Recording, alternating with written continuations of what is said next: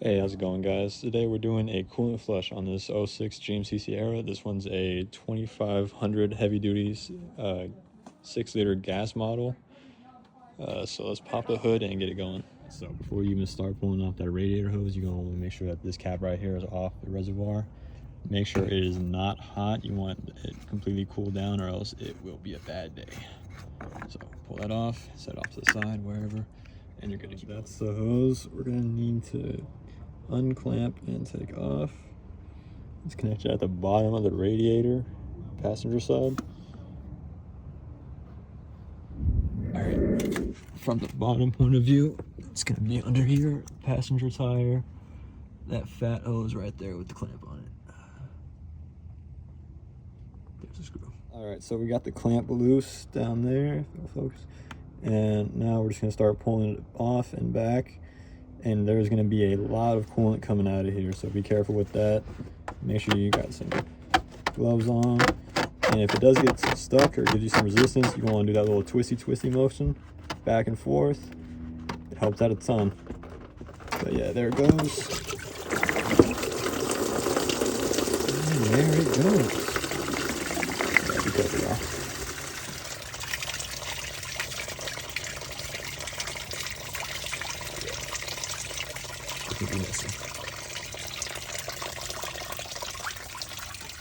All right, so once all that coolant has drained out and stopped leaking, you're going to want to give the hose a good shake or two and then reattach it with the clamp back on.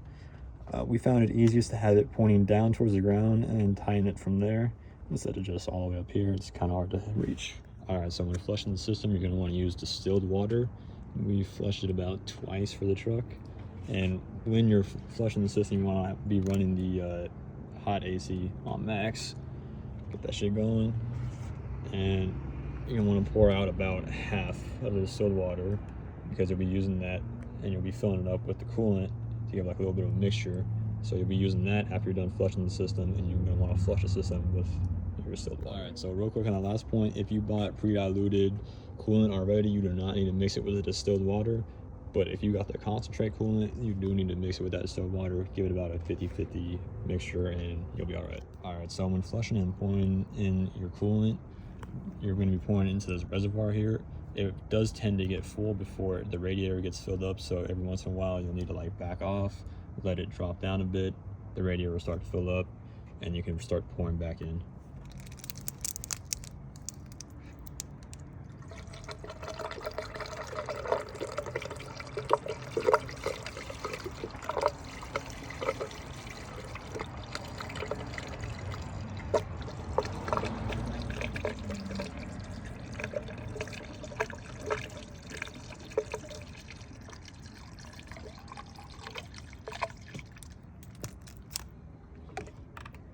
And every once in a while, you're gonna want to stop, check, go back to going. All right, so you're gonna want to check in, and you see how it's kind of like moving still and not, at the top. It's because it's still getting through the hose and into the radiator, so you need to keep topping it off. And remember, this will happen when you're flushing the system and when you're putting in the coolant. So we're gonna put the funnel back in and put the rest of our coolant here. And we'll check on it after we get all this coolant in. So, wow. Now we go check it. And it's about the same. So, obviously we need to go grab more coolant. That's for us.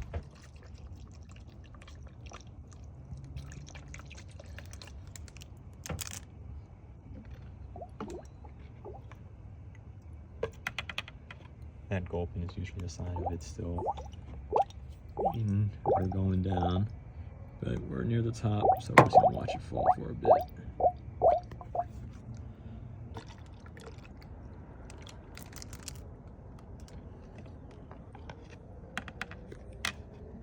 And there you go, up to the tip top. That is full.